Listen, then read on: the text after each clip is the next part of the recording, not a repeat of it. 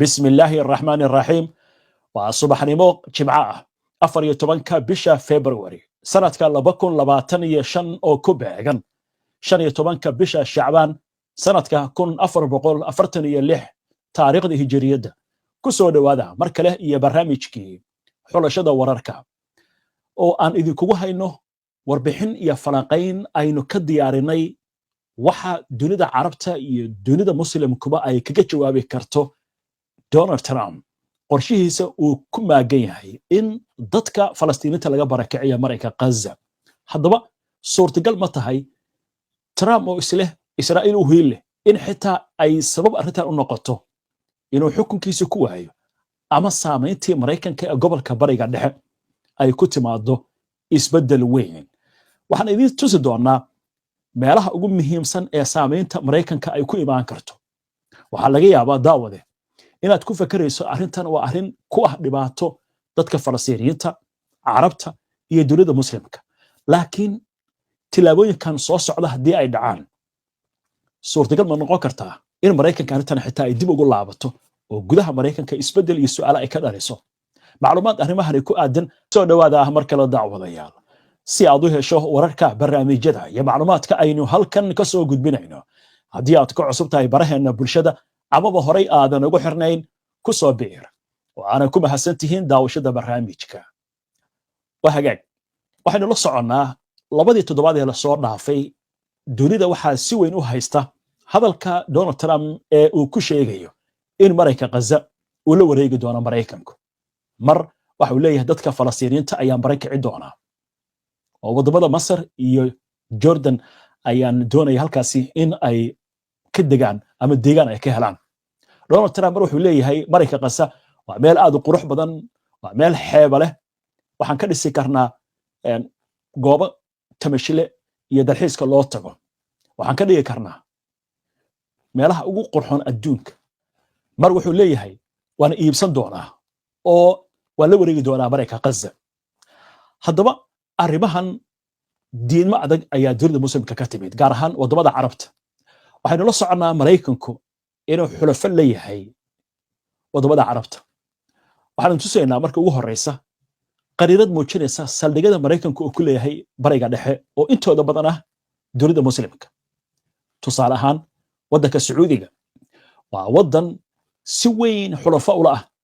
Mareykanka 30 sano ee la soo dhaafayna saameyn weyn ku lahaa dhanka dhaqaalaha iyo waliba dhanka gobolka oo xulafo la ahaa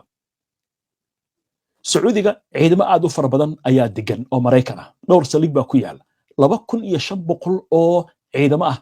ayaa halkaas Mareykanka ka jooga saameyn ayay yeelan kartaa haddii Sacuudigu uu ku dhawaaqo inuusan difaacayn heshiisyadii Mareykanku halkan ay ku deganaayeen waa laga yaabaa inaad isweydiiso muxuu ku bedelan karaa Sacuudigu laakiin waan u soo laaban doonaa qaybtaas aan ku soconno qaybta kale ee falaaqaynta Kuwait waxaa ka jooga Mareykanka ilaa iyo 13,000 oo askari waana meelaha ugu badan ee ciidamada Mareykanku ay ku sugan yihiin Qatar 8,000 oo askari ayaa Mareykanka ka jooga saldhigyo ciidanna waa ku leeyahay Bahrain 5,000 oo askari ayaa ka jooga Imaaraadka Carabta 3,500 oo askari Oman 200 oo askari wadanka Masar 450 ciidamada Mareykanka ayaa ku sugan Turkiga ilaa 2,500 oo ciidamo ayaa ku sugan Jordan 3,000 oo ciidamo Mareykan ayaa ku sugan Iraq 3,000 ayaa joogta Syria waxa la sheegaa in 600 900 ilaa 2,000 baa la sheegaa inay ku sugan yihiin haddaba arrintan markaa maxay saameyn u yeelan kartaa waxaan doonaynaa markaan bari inaan tusno madaxda Carabta ee wadamadan ee xiriir kale leh Mareykanka halkan sidan kaga muuqata Boqor Cabdullah Jordan Siisiga Masar bin Salmanka Sacuudiga Erdogan Turkiga Mohammed bin Zayed Imaaraadka Carabta iyo Tamim Qatar Ameerika Qatar dhammaantood waxay aad uga soo horjeedaan qorshaha Mareykanku oo wato laakiin su'aasha laga yaabo daawad inay isweydiisaa waxay noqon kartaa wadamadan Mareykanka aad bay ugu tiirsan yihiin mana samayn karaan in ay ka hor yimaadaan qorshaha uu wato laakiin sidaasi ma ahan adduunyada waa isbedeshay hadda isbedelo badan baa socda waxaynu arkaynay saacadihii la soo dhaafay Donald Trump oo sheegaya inuu la hadlay Vladimir Putin kalena hadlay dagaalka Ukraine sidii lagu soo afmeeri lahaa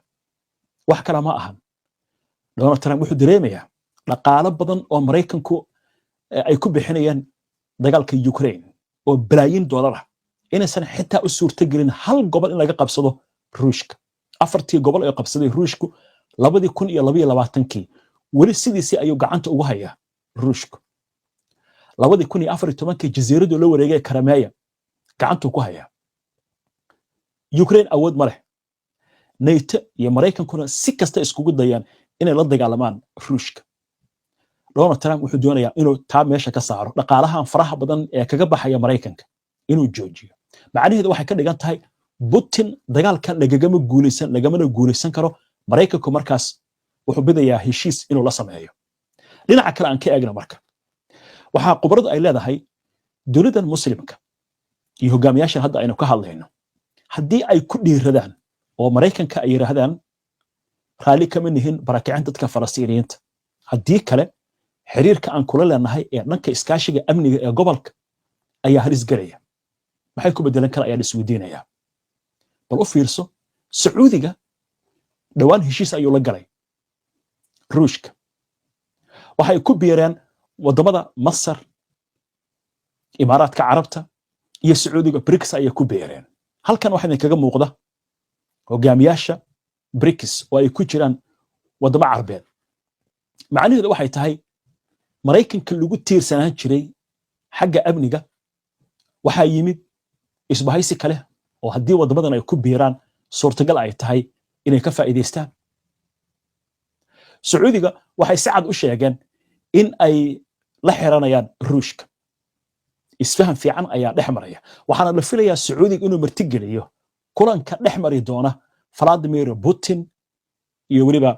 madaxweynaha Mareykanka Donald Trump inkastoo Mohammed bin Salman xiriir aad u wanaagsan uu la leeyahay Donald Trump isla markaasna uu ballan qaaday in ilaa iyo 600 bilyan oo ku maalgeli doona Mareykanka Trumpna uu dalbanaya lacagtaas inay yar tahay oo loo baahan yahay ilaa 1 trilyan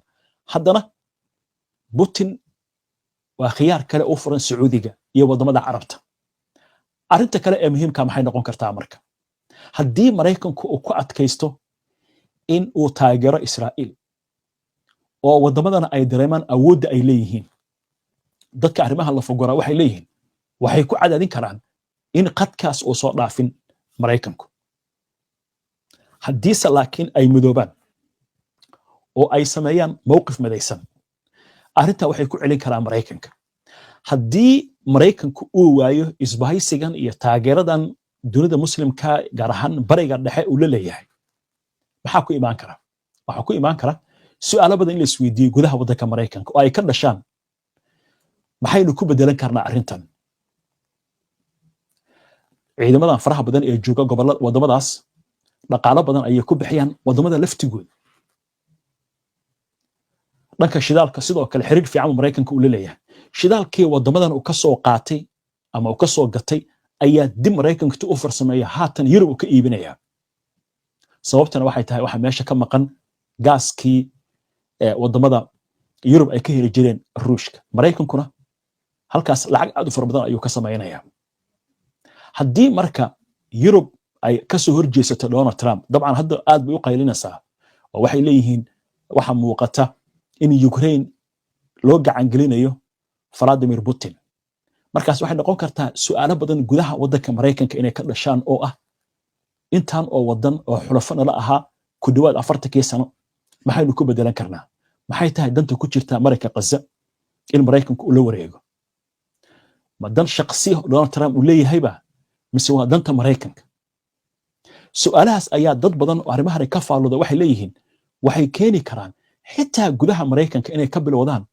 kacdoonno ka soo horjeeda Donald Trump kacdoonkaas muxuu noqon karaa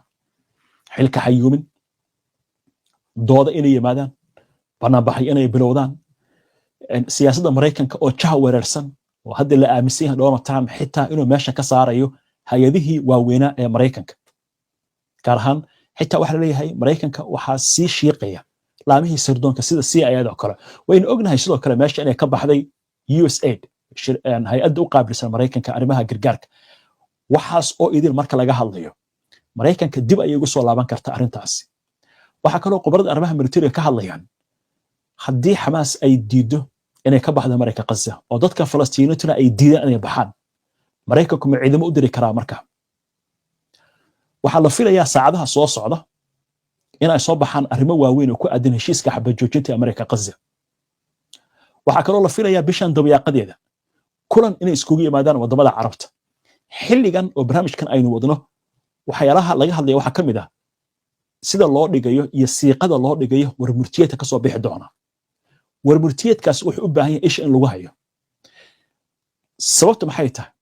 waxa dhici karta inay ka soo baxaan waxyaabo muhiim ah oo lagu tilmaami karo inay noqon karaan Mareykanka oo si cad loogu sheegayo dowladda Carabtu inaysan raali ka ahayn dadka Falastiiniinta in la barakiciyo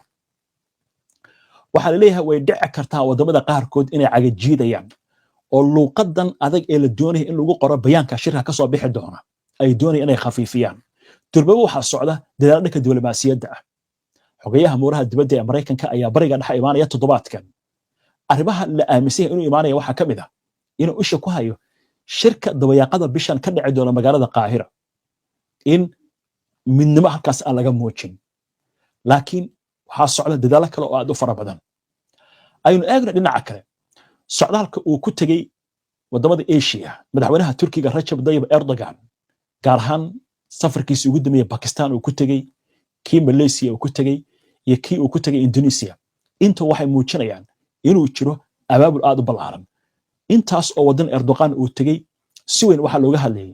sidii dowladda muslimka ay ugu midoobi lahayd qadiyadda Falastiiniyiinta iyo barakacinta Falastiiniyiinta dadka arrimahan ka faalooda waxay leeyihiin haddii maanta dadka Falastiiniyiinta ay noqoto in laga saaro Mareykanka Gaza iyadoo dunida Carabta iyo dowladda muslimka indhahooda shan yihiin hogaamiye kasta oo kamid ah hogaamiyaashaas calaamad su'aal ayaa dul fuuri doonta waa hogaamiyaasha muslimiinta iyo kuwa kale ee Carabta ayna ku socono falaqaynteena Mareykanku ma u baahan yahay wadamadan isbahaysan uga baahan yahay qubrada waxay leeyihiin ha marka laga rabo inuu saldhigyo ku leeyahay Mareykanku wuxuu door weyn ku leeyahay waxa loogu yeero dagaalanka argagixisada haddii ay noqoto wadamada inay gacmaha ka laabtaan hawshaasi maxaa ku imaan kara marka dalaha Mareykanka waxaynu idin soo gudbinaa xalay oo barnaamijyadeena ku jiray hogaamiyaha Xuutiyiinta oo isna wacad ku maray inay qaadi doonaan weerar ka dhana Mareykanka iyo Israa'iil waa markii ugu horeysay ee uu sana carabaabin nooca weerarka uu noqonayo laakiin waxa la leeyahay suurtagal waxa ah Xuutiyiinta inay ku xisaabtamayaan awoodooda waxaynu arkaynaa sidoo kale Sacuudiga iyo Iiraan oo warmurtiyad rasmi ah soo saaray maalmo ka hor iyagoo si cad ugu sheegaya inay ka soo horjeedaan Mareykanka waxa laga yaabaa dad badan inay isweydiinayaan Sacuudiga oo saaxiib dhow la ah Mareykanka iyo Maxamed bin Salman oo saaxiib dhow la ah Donald Trump sidee uga hor imaan kara Mareykanka laakiin maxaa caradan kiciyay waxa kiciyay caradan hadal dhawaan ka soo yeeray ra'iisul wasaaraha Israa'iil Benjamin Netanyahu oo uu tilmaamay Sacuudiga dhulkiisa inuu weyn yahay halkaas laga sameyn karo dowladda Falastiiniintu ay leeyihiin Donald Trump wuxuu doonay inuu hirgeliyo xiriir dhanka diblomaasiyadda oo dhexmara Israa'iil iyo Sacuudiga waxay taagnaayeen sida uu sheegay wasiirkooda arrimaha dibadda inuusan jiri doonin wax xiriir ah oo ay la sameynayaan Israa'iil haddii aan la helin dowladda Falastiiniintu ay leeyihiin arrimahan waa arrimo socda waa laga yaabaa hogaamiyaasha inaysan ku dhiiran tilaabo caankaas inay qaadaan sida ay leeyihiin qobarada arrimaha gobolka bariga dhexe iyo siyaasadda caalamka falanqeeya laakiin waxay leeyihiin isbedelada socda waxay keeni karaan Donald Trump inuu dib uga fakaro arrintan marka uu dareemo in isaga laftigiisa kuleelka uu soo gaari karo oo xitaa halis ay gelin karto siyaasaddiisa warbaahinta Mareykanka saacadii la soo dhaafay qaarkood waxay qorayaan Trump inuu qamaarayo si hadalka u dhigeen maxaa loola jeedaa inuusan fahmi karin waxa ka imaan kara arrintan gaar ahaan haddii xoogagga iska caabinta ee Falastiiniyiinta iyo dadka Falastiiniyiintu ay diidaan inay ka baxaan Mareykanka Gaza Israa'iil ma ka saari kartaa waa su'aal meesha ku jirta 15 bilood oo duqeymo ay ka waday Israa'iil Mareykanka Gaza hadafkeedii kuma guuleysan warbixinada qaarkood waxay sheegayaan xitaa inaysan u diyaarsaneen dagaal dambe oo dhaca marka Mareykanku ma awoodo inay ciidamo u diro Donald Trump oo ku soo fuulay kursiga waxaan damin doonaa dagaalada iyo colaadaha colaad kale Mareykanka ma gelin kara waa su'aalaha la isweydiinayo maxay noqon karaa arrimahaasi oo idin ayaa la isweydiinaya haddaba xogtan waa xogta ugu dambaysa ee ayna ku soo ururinay qubarada si arrintan uga hadlayaan waxaana isha ku hayn doonaa hogaamiyaasha carabta iyo dowladda muslimku waxa ay tilmaamaan iyo waxa ay ku dhaqaaqaan oo ay kaga hor yimaadaan qorshahan oo la aaminsan inuu noqon karo isbedel weyn oo gobolka bariga dhexe ku dhaca sida uu leeyahay Netanyahu oo leh qariirad cusub ayaan ka jeexi doonaa bariga dhexe halka tusaale ugu fudud muxuu noqon karaa madaxweynaha Masar Cabdulfataax Asiisi ayaa haatan la sheegaya inuu ka baaqsanayo safarkii uu ku tagi lahaa 18 bishan magaalada Washington la soco Masar iyo Israa'iil waa labada wadan ee kaliya ee soo haray ee helaya gargaarka Mareykanka isagoo Asiisi sidaas og ayuu ku adkaysanaya inuusan yeeli doonin in dadka Falastiiniinta la soo barakacayo qubarada qaarkood waxay leeyihiin arrintan ma ahan arrin xitaa Falastiiniinta loogu danaynayo maxaa imaan kara marka kaba soo qaad 2 milyan oo Falastiiniin ayaa laga qaxiyay Mareykanka Gaza 1 milyan ayaa tagay Masar ama 1 milyan oo kale ayaa tagtay Jordan haddii halkaasi ay ka abuurmaan kooxo hubaysan oo Israa'iil ka soo weerara bacdama xad ay leeyihiin dalalkaasi Israa'iil markaas maxay noqon kartaa soo inay weerartamaha sida Syria oo kale waa tirada waxaan beegsanaynaa kooxaha Falastiiniinta ee ka dagaalamaya gudaha Masar iska soo abaabulaya ama Jordan iska soo abaabulaya waxa kaloo arrintan ku lamaansan dadka wadamadan ma aqbali doonaan madaxdoodu ma ka aqbali doonaan inta labadaasi ay qaadaan soo ma imaan karta arrin dhaqaale oo saameyn amni